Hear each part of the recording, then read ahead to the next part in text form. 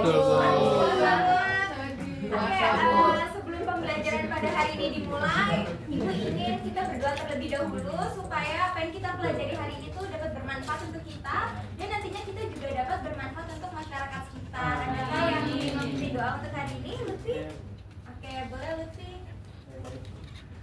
Mari teman-teman semua, sebelum pembelajaran hari ini dimulai, alangkah baiknya kita berdoa sesuai agama dan kepercayaan masing-masing. Doa mulai. Doa selesai. Baik, terima kasih Lutfi. Sebelum dimulai juga, Ibu ingin bertanya, hari ini masuk semua atau ada yang izin sakit? Jalmi Bu nggak masuk Bu. Iya, Jalmi. Kenapa Jami nggak Pulang masuk? ke Bandung. Pulang ke Bandung, parah banget nih. Oke, kemarin kan kita juga telah mempelajari tentang sosiologi ya. Ada yang ingat gak sih kemarin kita belajar tentang apa? Hubungan Hubungan sosial, benar. Jadi kemarin tuh kita belajar tentang hubungan sosial, faktor-faktornya dan bentuk terjadinya hubungan sosial itu sendiri. Nah, karena kemarin kita telah belajar tentang hubungan sosial, ada yang tahu hari ini kita belajar tentang apa? Saya tahu apa tuh, Bu? Iya, Tentang lembaga sosial. benar. Hari ini kita belajar tentang lembaga sosial. Ibu izin untuk menayangkan PPT hari ini ya. Baik, Bu.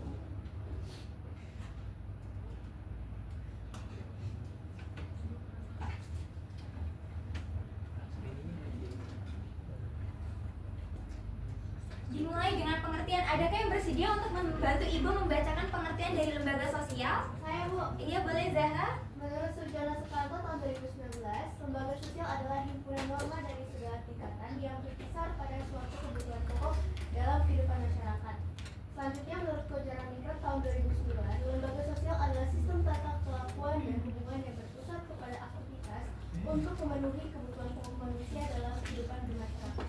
Benar. Terima kasih Zahra telah membantu Ibu membacakan pengertian dari lembaga sosial ini sendiri. Jadi dapat disimpulkan ya, lembaga sosial merupakan jaringan peran sosial yang terorganisasi dan terstruktur yang ada di dalam masyarakat itu sendiri. Nah, gunanya itu untuk apa? Gunanya untuk membantu masyarakat dan juga untuk menjaga keamanan, ketertiban di masyarakat itu sendiri. Nah, selanjutnya Ibu akan membacakan mengenai ciri-ciri dari lembaga sosial. Yang pertama itu ada memiliki tujuan dan fungsi tertentu. Jadi lembaga sosial ini memiliki tujuan dan fungsi tertentu. Contohnya kayak lembaga sosial yang ada di dalam keluarga, kan pasti keluarga bakalan punya tujuan ya. Kenapa sih kita tuh ada lembaga? Kenapa kita punya aturan di dalam keluarga? Terus memiliki simbol atau lambang. Lembaga sosial kan banyak ya, selain di dalam keluarga dia juga ada pendidikan, ekonomi dan segalanya yang tentunya memiliki simbol atau lambang. Yang ketiga ada terdiri atas norma-norma yang mengatur. Contohnya kayak lembaga sosial di sekolah, pasti kita punya norma-norma yang mengatur kan, kayak kita datang jam 6:30 pagi, terus kita sekolah pakai seragam. Selanjutnya memiliki sanksi terhadap pelanggaran norma. Kalau misalkan nih kita datang ke sekolah, kita nggak pakai seragam, kita melanggar aturan nggak? Betul. Selanjutnya bersifat stabil dan berkelanjutan. Selanjutnya ada yang ingin membantu Ibu membacakan jenis lembaga sosial? Saya Bu. Boleh deh ya. Jenis lembaga sosial itu ada 6. Yang pertama keluarga, agama, pendidikan, ekonomi, politik, dan hukum. Terima kasih Dea. Nah, jadi jenis lembaga ini ada keluarga, agama, pendidikan, ekonomi, politik, dan hukum. Nah, salah satu contohnya lembaga sosial yang ada di keluarga. Jadi di dalam keluarga tentunya kalian juga punya peraturan kan, kayak tadi yang ciri-ciri itu. Contohnya kayak kita tuh nggak boleh pulang malam. Terus misalkan kalau pergi kita harus pamitan dulu sama orang tua. Nah, itu salah satu contohnya yang ada di keluarga. Kalau di agama itu tentunya kita belajar tentang moral atau agama-agama yang mengatur diri kita. Pendidikan juga untuk mengatur pendidikan kita, gimana nantinya masyarakat ini dapat terdidik dengan baik. Ekonomi membantu memenuhi kebutuhan pangan, papan, sandang kita dalam kehidupan sehari-hari. Begitupun dengan politik, mengatur atau membuat peraturan untuk masyarakat. Dan hukum yang berguna untuk menegakkan hukum itu sendiri.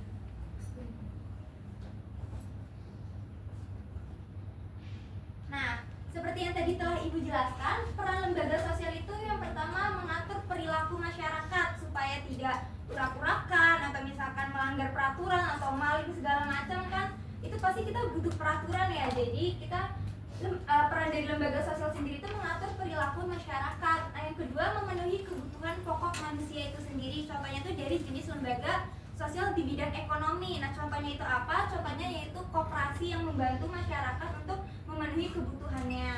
Yang ketiga itu menjaga ketertiban dan stabilitas sosial. Dan yang keempat mentransformasikan nilai dan norma. Dan yang terakhir sebagai media sosialisasi nilai budaya.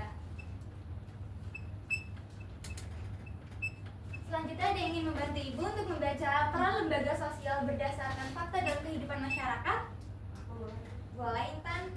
Oke, jadi yang pertama itu ada keluarga, itu membimbing anak sejak kecil tentang sopan santun.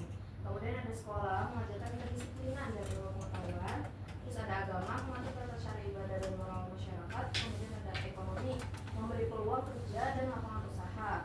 Terus ada politik, menjaga ketertiban melalui regulasi. Dan terakhir ada hukum, memberikan sanksi atas pelanggaran. Benar, apa yang dibacakan oleh Intan tadi, contohnya yang di keluarga kita membimbing anak-anaknya sejak kecil tentang sopan santun, sekolah mengajarkan kedisiplinan dan memberi ilmu pengetahuan, agama mengatur tata cara ibadah dan moral dari masyarakat itu sendiri, ekonomi memberi peluang kerja dan lapangan usaha, politik menjaga ketertiban melalui regulasi, dan yang hukum memberikan sanksi atas pelanggaran.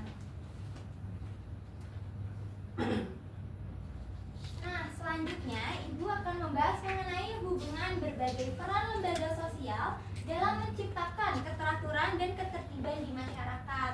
Nah, kan tadi kita udah baca ya kayak jenis-jenis dari lembaga sosial. Ada namanya, yang pertama ada yang inget gak apa jenis lembaga sosial? Keluarga. Terus yang kedua pendidikan, ada agama juga, ada ekonomi, politik, dan juga hukum. Nah, itu tuh mereka semua saling berhubungan antara satu sama lain, jadi mereka tuh nggak bisa. Contohnya kayak dari keluarga nih, dia keluarga mendidik dasar moralnya kan. Kita kan namanya juga masih kecil, kita pasti akan diajari dulu nih sama orang tua kita tentang manner-manner atau sopan santun yang mendasar. Terus nanti kita semakin besar kita akan ke bidang pendidikan gitu. Pendidikan melanjutkan kita mengenai ilmu pengetahuan atau informasi-informasi lainnya yang harus kita dapatkan sesuai dengan umur-umur kita. Terus agama memperkuat nilai, hukum menegakkan aturan, ekonomi menyediakan kebutuhan kita sehari-hari seperti pangan, papan, dan sandang, politik menjaga sistem pemerintahan, dan yang terakhir itu ada hukum yang menegakkan hukum dan memberikan hukum apabila masyarakat Indonesia ataupun kita melanggar peraturan. Nah, semua lembaga ini kan saling berkaitan untuk menjaga ketertiban dan ketentraman yang ada di dalam masyarakat.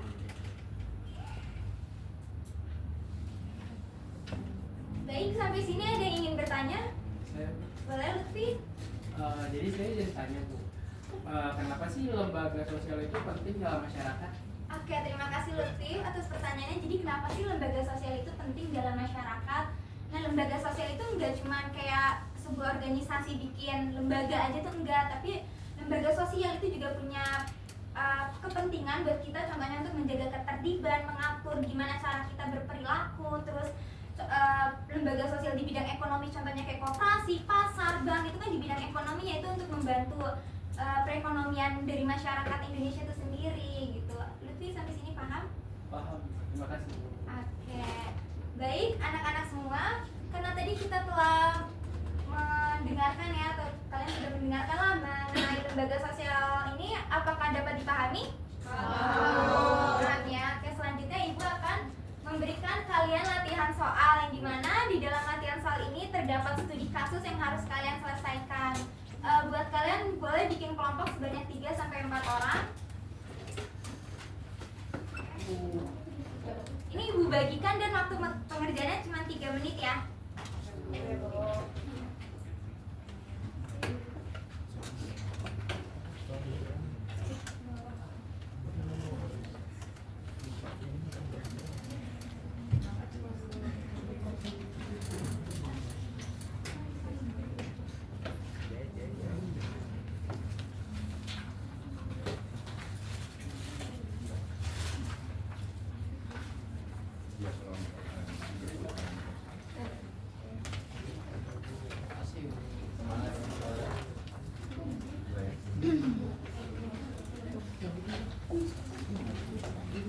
Jika ada yang ingin ditanyakan, boleh ditanyakan langsung saja ya.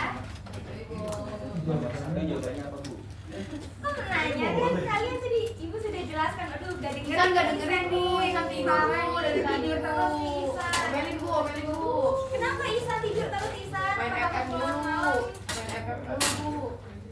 Mahjong nih Aisyah.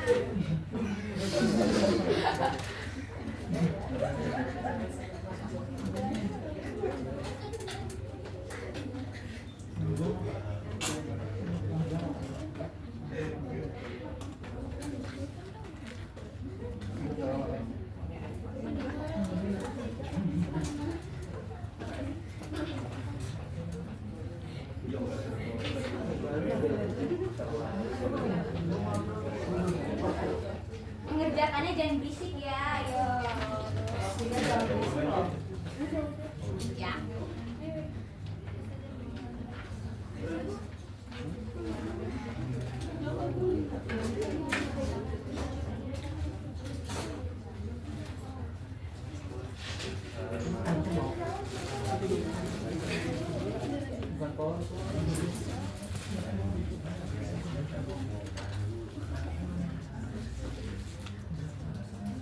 Kok Isan tidak ikut diskusi? Isan ikut diskusi, Isan. Kan nggak ditemenin Bu. Kalau dia nakal.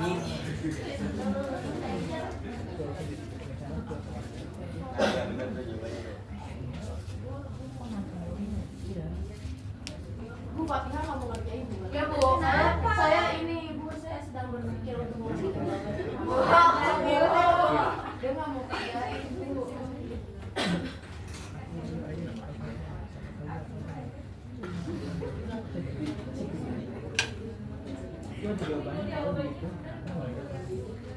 Jadi 1 sampai 1 2 Bu. Bener banget ini jawabannya. Bagus, bagus.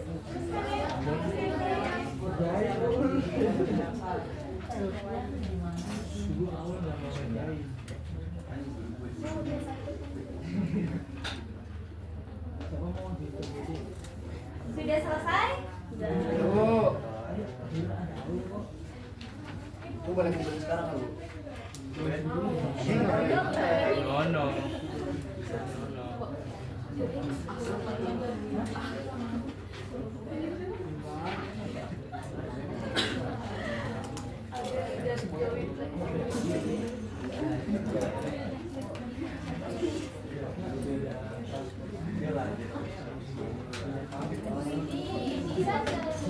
Isan kenapa nggak mau bantuin? Isan kenapa ngantuk terus? Isan, ayo dong inisiatifnya.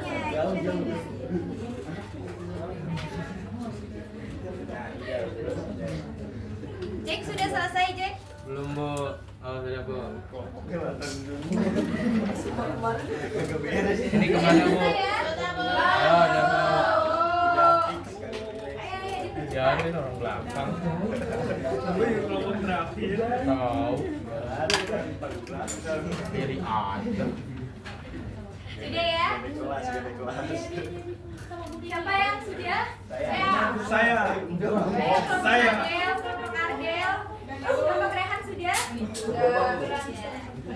Bentar, Ibu. Sudah ya? Oke.